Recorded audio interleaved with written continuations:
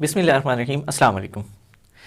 First biology chapter 10 kingdom and Emilia, और इस chapter से हमने डिस्कस करने हैं वो शॉर्ट क्वेश्चंस जो बहुत ही अहम हैं, यानी बहुत इंपॉर्टेंट, और साथ ही साथ बहुत ज़्यादा बार रिपीट हो चुके हैं। तो most repeated most important short questions of chapter 10 first biology. तो इन क्वेश्चंस की तरफ जाने से पहले आप लोगों को बताता चलूँ कि अगर आप पूरा चैप्टर तैयार कर सकते हैं तो अच्छी बात है, पूरा चैप्टर तैयार करें। लेकिन कुछ बच्चे ऐसे होते हैं कि जो इस चैप्टर को स्कीम में लॉन्ग क्वेश्चन न होने की वजह से छोड़ देते हैं। तो मेरा मशवरा है आपको कि अगर आप इसको स्कीम में नहीं ला रहे, इसको छोड़ना चाह रहे हैं, तो बेहतर है कि इसको छोड़ने से पहले आप एक बार इस वीडियो को देख लें। इंतहाई कम सवालात हैं, इंतहाई अहम हैं, और इंशाल्लाह इन सवालों में से ही कोई ना कोई सवाल आ जाएगा।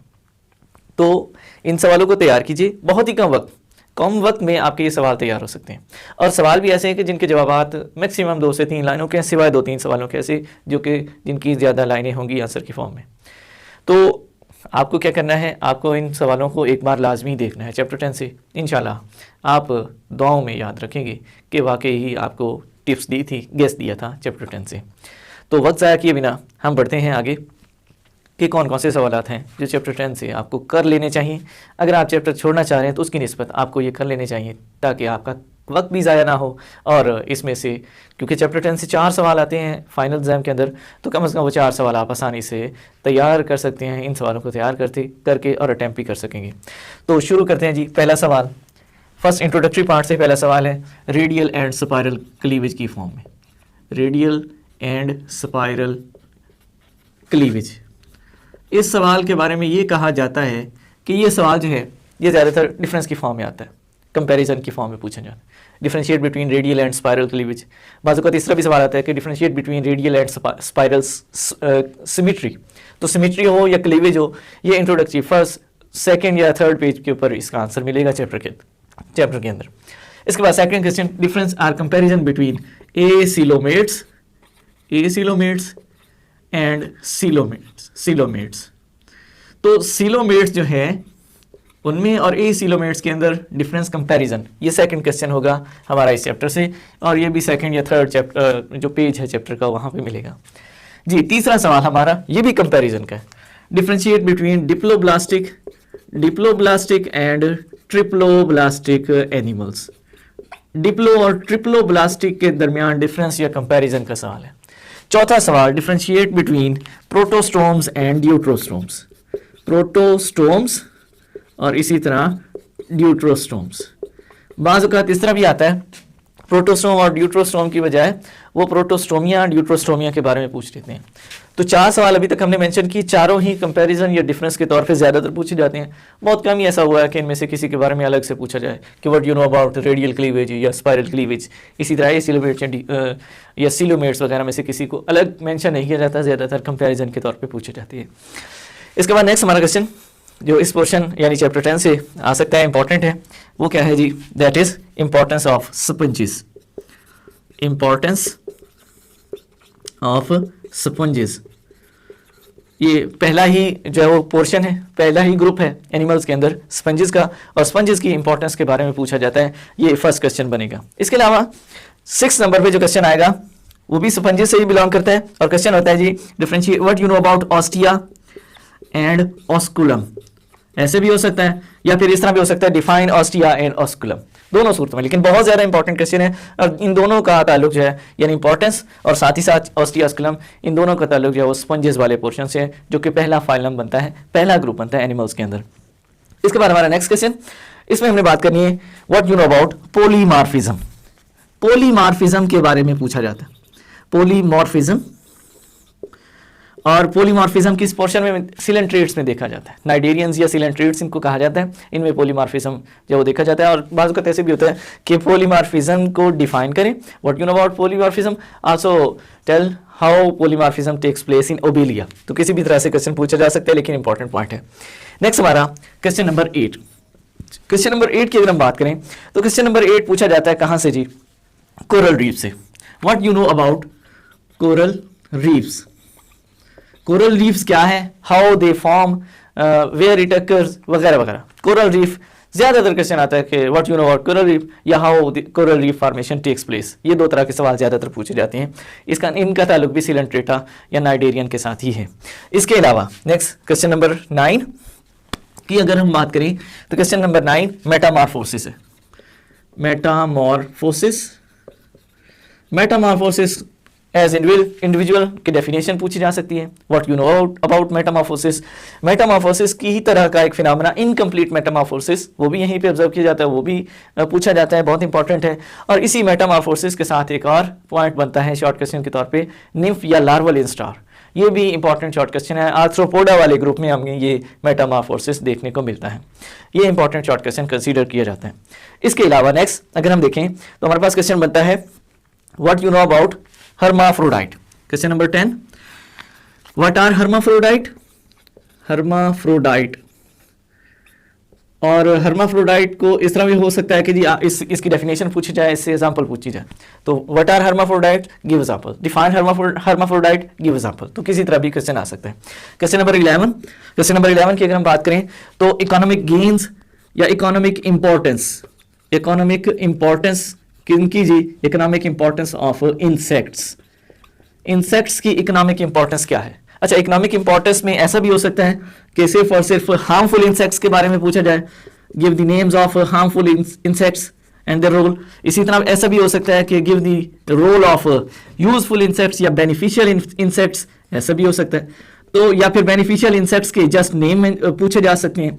तो ज्यादातर जो शॉर्ट क्वेश्चन रिपीट हुआ है बोर्ड के एग्जाम्स में वो हार्मफुल इंसेक्ट्स या बेनिफिशियल इंसेक्ट्स के बारे में पूछा जाता है, इनके नेम्स पूछे जाते हैं, इनके बारे में पूछा जाता है। तो हर तरह से आपको रेडी होना चाहिए, क्योंकि हम पहले ही बहुत थोड़े सवाल कर रहे हैं और अगर ये भी अच्छे तरीके से तैयार ना हुए तो हो सकता है कि ये पोर्शन क्लियर ना हो। बहरहाल कोशिश करने में कोई हर्ज नहीं है। नेक्स्ट क्वेश्चन की तरफ बढ़ते हैं। हमारा जो नेक्स्ट क्वेश्चन है वो है what you know about placenta. What is placenta, where it occurs. Mammal वाले पोर्शन में हमें ये प्लेसेंटा मिलेगी। ग्रुप मेमिलिया है, वहां पे क्लास मेमिलिया में हमें प्लेसेंटा मिलता है। फिर 13 question, syrinx. Define syrinx and where it occurs. Syrinx क्या है और कहाँ ये पाई जाती है, यानी इसकी आपको एक तो डेफिनेशन करनी है और डेफिनेशन के साथ साथ इसकी लोकेशन करनी है। और आपको बताता चलूं कि साइरिंग्स का ताल्लुक बर्ड से है। एवीज वाले क्लास में हमें ये मिलेगा वर्टिब्रेट्स के पोर्शन में। नेक्स्ट 14 नंबर पे क्वेश्चन, 14 नंबर क्वेश्चन है adaptations for parasitic mode of life. Parasitic mode of life जो है उसके लिए जो एडाप्टेशंस है पैरासाइट्स के अंदर वो क्या होती हैं, और ये ज्यादातर नीमाटोड्स वाले पोर्शन में भी मिलते हैं। फिर इसके अलावा 15 नंबर पे what is gastrovascular cavity. Gastrovascular cavity, और ये भी सिलेंट्रेटा से इस क्वेश्चन का ताल्लुक है। What you know about gastrovascular cavity, where it occur, what is its importance, what is its function. किसी भी सूरत में इसका सवाल आ सकता है। इस तरह नेक्स्ट क्वेश्चन हमारा बनता है 16 नंबर पे, मदरीपोराइट्स एंड ट्यूबफीट्स। व्हाट आर मदरीपोराइट्स एंड ट्यूबफीट्स और मदरीपोराइट के बारे में क्वेश्चन आता है, और ये एकाइनोडर्म वाले पोर्शन में स्टारफिश में इनको देखा जाएगा। ये वहां से इनका आंसर जो वो मिलेगा। फिर next question 17, give the different shapes in echinoderm. Name the different shapes of echinoderm. Echinoderms के अंदर डिफरेंट शेप्स जो ऑब्जर्व की जाती हैं उनके जस्ट नेम बताने, और कितनी शेप्स बनती है, हार्डली 4 से 5 शेप्स के जस्ट नेम्स लिखिए जो कि हमें याद रखने हैं। नेक्स्ट क्वेश्चन हमारा बनता है क्वेश्चन नंबर 18, और क्वेश्चन नंबर 18 की अगर हम बात करें तो ये कौन सा है जी, it is infestation and disinfestation.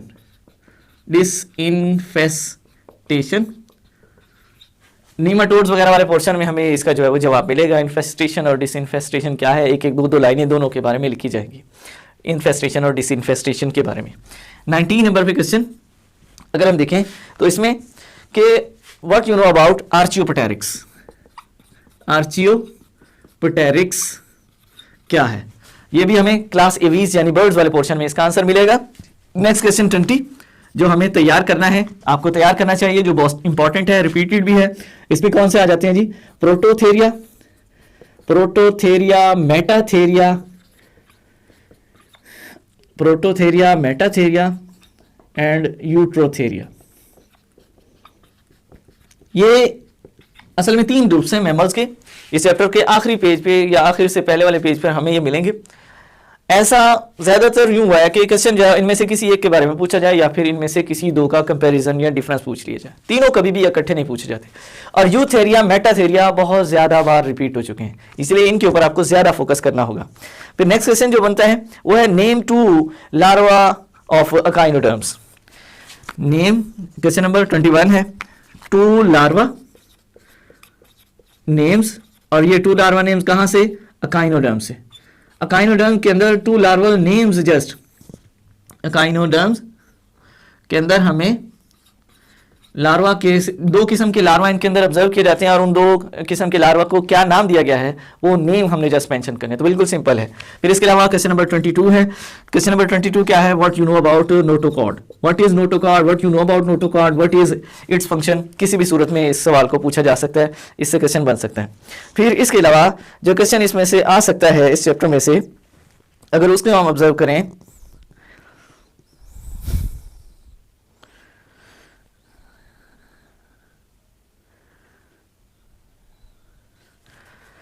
Ji 22 question हो गए। 23वां सवाल गैम्यूल्स, क्वेश्चन नंबर 23 है। Question number 23 gemmule, define gemmule, what you know about gemmules and protandrous. Protandrous, तो गैम्यूल्स और प्रोटेंड्रस ये भी हमें स्पंजेस वाले पोर्शन में मिलेंगे, स्पंजेस वाले ग्रुप में मिलेंगे। तो इस तरह ये वो सवाल थे चैप्टर 10 में से, फर्स्ट ईयर बायोलॉजी चैप्टर 10 में से, जो बहुत ज़्यादा इंपॉर्टेंट है। इन सवालात को कर लेंगे तो इंशाल्लाह कोई ना कोई सवाल लाजमी इन्हीं में से ही एग्ज़ाम के अंदर आ जाएगा। बाकी ये कि उम्मीद पे दुनिया कायम है, कोशिश करें कि पूरा चैप्टर ही तैयार करें, नहीं हो सकता तो कम अज़ कम इन सवालात को लाजमी तैयार कर लें। इंशाल्लाह कुछ ना कुछ लाजमी इन सवालात में से पूछा जाएगा, आ जाएगा पेपर के अंदर। कोशिश करते रहें, मेहनत करते रहें, दुआ में याद रखें। मिलते हैं नेक्स्ट वीडियो में, तब तक अल्लाह हाफिज़।